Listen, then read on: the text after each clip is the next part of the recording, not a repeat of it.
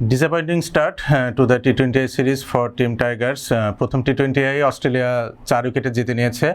তো match analysis নিয়ে আপনাদের সাথে উপস্থিত রয়েছে আমি certified performance analyst Ahmed Rezon প্রতীক। তো আমরা যদি ফার্স্ট ম্যাচের পোস্ট অ্যানালাইসিসে আসি, সেক্ষেত্রে কিন্তু দেখতে পাচ্ছি যে বাংলাদেশ কিন্তু বেশ কনভিনসিংলি আসলে ডিফিটেড হয়েছে। তো প্রশ্নের জায়গা যে কোন জায়গায় বাংলাদেশ আসলে ম্যাচ থেকে ছিটকে যায় বা ম্যাচ থেকে পিছিয়ে পড়ে।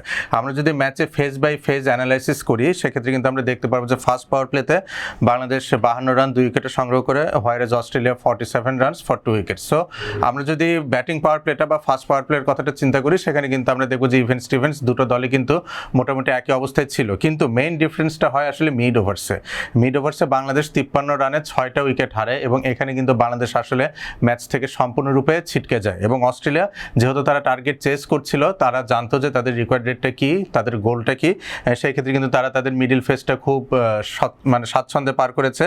সেই ক্ষেত্রে তাদের স্কোর ছিল 68 ফর 2। তো কেন এই ব্যাটিং কলাপসটা? আমার মনে হয় বাংলাদেশ পিচটা কালকে পুরোপুরি রিড করতে পারেনি। ফার্স্ট পাওয়ার প্লে বা ব্যাটিং পাওয়ার প্লেতে যখন আসলে বাংলাদেশ ব্যাটিং করে, তখনই কিন্তু আসলে টপ অর্ডার ব্যাটারদের এই মেসেজটা কনভে করা উচিত ছিল মিডিল এবং লোয়ার মিডিল অর্ডার ব্যাটারদের দিকে, যে উইকেটে বলটা কিন্তু কিছুটা থেমে আসছে। সো নতুন বলে যখন ফিল্ডটা উপরে ওঠানো থাকে পাওয়ার প্লেতে, সেই ক্ষেত্রে যেভাবে ব্যাট চালিয়ে খেলা গেছে, এই একই প্লয় কিন্তু আসলে যখন ফিল্ডটা ছড়িয়ে যাবে সেই ক্ষেত্রে অ্যাপ্লিকেবল হবে না। তো এই জায়গাটাতে আসলে বাংলাদেশ গতকালকে একটা ব্লান্ডার করেছে। এবং আরেকটা বিষয় যেটা আমার কাছে মনে হয়েছে, যে বাংলাদেশের কোনো প্ল্যান বি ছিল না, যে আপনি একটা টার্গেট হয়তো নিয়ে ফার্স্টে ব্যাটিং করতে নামলেন, ধরেন ফর এক্সাম্পল 170 to 180, কিন্তু যখন দেখলেন যে উইকেটটা আসলে 170 180 উইকেট না, তখন কিন্তু আপনাকে প্ল্যান বিতে শিফট করতে হবে। What Bangladesh did, they kept playing their shots এবং আসলে ইভেনচুয়ালি কিন্তু তারা বাউন্ডারিতে হোল্ড আউট হয়েছে এবং অ্যাক্রস দ্য লাইন খেলতে গিয়ে প্রচুর এলবিডব্লিউ এবং বোল্ডেরও ডিসমিসাল কিন্তু আমরা দেখতে পেরেছি। আমরা যদি বাংলাদেশের ব্যাটিংয়ের দিকে তাকাই, শেখ মেহেদী হাসান 22 বলে 29 রান করেছেন, যেখানে 4টা 4-এর মার্ক ছিল। উনি আসলে সর্বোচ্চ রান সংগ্রাহক ছিলেন। তো এখান থেকে বোঝা যাচ্ছে যে বাংলাদেশ আসলে ব্যাটিংয়ে তাদের গতকালকে পারফরমেন্সটা কতটা পোর ছিল। আমরা যদি অস্ট্রেলিয়ার বোলিং এর দিকে তাকাই, তাহলে অবশ্যই যেহেতু স্লো উইকেট ছিল, এখানে অ্যাডাম জাম্পা 4 ওভার বোলিং করে 3 উইকেটে 18 রান কনসিড করেছেন। হোয়াইরাজ ডেভিস, বিগ ব্যাশ সেন্সেশন, উনি 3 ওভার বোলিং করে 3 উইকেটে 17 রান কনসিড করেছেন। সো এখান থেকে বোঝা যায় যে স্পিনাররা আসলে গতকালকে কতটা ইফেক্টিভ ছিল। এখন আমরা যদি দুটো টিমের স্পিন বোলিংয়ের দিকে তাকাই, সেক্ষেত্রে কিন্তু বেশ একটা পার্থক্য রয়েছে। আমাদের শেখ মেহেদী এবং রিশাদ হোসেন তারা তাদের ফুল কোটা অফ ওভার্স বোলিং করে মাত্র 2টো উইকেট নিয়েছে। হোয়াইরাজ অস্ট্রেলিয়ান স্পিনাররা তারা কিন্তু আসলে মেইন যে দুজন স্পিনার অ্যাডাম জাম্পা এবং ডেভিস, তারাই কিন্তু 6টা উইকেট নিয়েছেন। পাশাপাশি ম্যাট টেনশার কথা আমরা নাই বলি। তো পার্থক্যর জায়গাটা কোথায়? যদি আমরা স্পিনারদের বোলিং পিচ ম্যাপের দিকে তাকাই, সব সময় আমরা জানি যে যদি উইকেট কিছুটা স্লো হয়ে থাকে, সেক্ষেত্রে কিন্তু ব্যাটসম্যানদেরকে square of the wicket shot খেলাতে গেলে বাউন্ডারিটা যেহেতু বড় থাকে স্কোয়ার অফ দ্য উইকেট, সেই ক্ষেত্রে বাউন্ডারি কিন্তু ক্লিয়ার করা কিছুটা কঠিন হয়। আপনি জোয়েল ডেভিসের কথা বলে থাকেন, অ্যাডাম জাম্পার কথা বলে থাকেন, তাদের পিচ ম্যাপ যদি দেখি আমরা, প্রত্যেকে কিন্তু অনেকটা গুড লেন্থে বোলিং করেছে অ্যাজ এ স্পিনার। তারা কিন্তু ফুলিশ লেন্থের দিকে অতটা যায় নাই, যেটার ক্ষেত্রে ব্যাটসম্যান আসলে বলের আন্ডারে খুব ইজিলি যেতে পারে এবং বলটাকে ভিতে শট খেলে আসলে ডিসপ্যাচ করতে পারে। অস্ট্রেলিয়ার যখন ব্যাটিং ইনিংস শুরু হয়, Cooper Connolly like the third ODI আসলে দুর্দান্ত খেলেছেন, 27 বলে 47 রান সংগ্রহ করেছেন। এবং এখানে বাংলাদেশের বোলাররা আমার মনে হয় একটু সার্কামস্পেক্ট হতে পারতো, উইকেটটা তারা আরেকটু বেটার ওয়েতে স্টাডি করতে পারতো।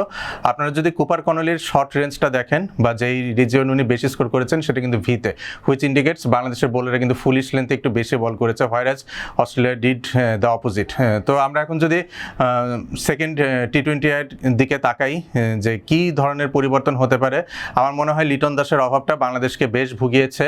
মিডিল অর্ডারের যে একটা কামনেস দরকার, লিটন দাসের অ্যাবসেন্স কিন্তু গতকালকে খুব ভালোভাবে অনুভূত হয়েছে। সৌম্য সরকার অনেকদিন পর টি-20 স্কোয়াডে ডাক পেয়েছিলেন, কিন্তু আসলে উনি ওইভাবে ডেলিভার করতে পারেননি। তো বাংলাদেশ যদি চেঞ্জেসের কথা ভাবে, আমার মনে হয় যদি লিটন দাস ফিট থাকে, হয়তো উনি ডিরেক্টলি সৌম্য সরকারের জায়গায় ইনক্লুডেড হতে পারেন।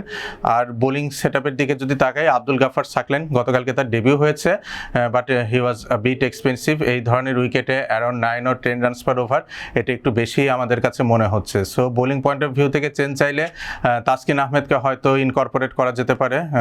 That could be either in place of Shoriful Islam আর আব্দুল গাফার সাকলাইন। এর বাদে খুব বেশি চপ অ্যান্ড চেঞ্জ করার সুযোগ আমি দেখছি না। এখন যদি টিম অস্ট্রেলিয়ার দিকে তাকাই, তাদের এই স্কোয়াডটা দেখলে কিন্তু বোঝা যায়, বা গতকালকে তাদের ব্যাটিং অর্ডারটা যদি আমরা দেখি, এখানে কিন্তু তারা বেশ কিছু এক্সপেরিমেন্ট করেছে। তো যেই টিম আসলে একটা এক্সপেরিমেন্টের মিডল ফেজে রয়েছে, তারা তাদের ফাইনাল স্কোয়াডটা কেমন সাজাবে এটা কিন্তু বলাটা একটু মুশকিল। গতকালকে আমরা দেখেছি টিম ডেভিড নাম্বার 4-এ ব্যাট করেছে, ইউজুয়ালি কিন্তু উনি নাম্বার 4-এ ব্যাট করেন না। জোয়েল ডেভিস উনি top of the order bat করেন বিগ ব্যাশে, গতকালকে কিন্তু আমরা তাকে top of the order bat করতে দেখিনি। সো টিম অস্ট্রেলিয়া হয়তো এই স্কোয়াডটাতেই পারসিস্ট করতে পারে, যেহেতু প্রথম ম্যাচ তারা জয়লাভ করেছে, কিন্তু ব্যাটিং পয়েন্ট অফ ভিউ থেকে হয়তো যারা লাস্ট ম্যাচে ব্যাটিংয়ের ওরকম সুযোগ পায়নি বা অ্যাডিকুয়েট অ্যামাউন্ট অফ ওভার্স পায়নি তাদেরকে হয়তো একটু উপরে খেলাতে পারে। তো বাংলাদেশের একটা কামব্যাক আমি এক্সপেক্ট করছি নেক্সট টি-20 আইতে। এই শুভেচ্ছা জানিয়ে আমি আজকের মতো বিদায় নিচ্ছি। ধন্যবাদ।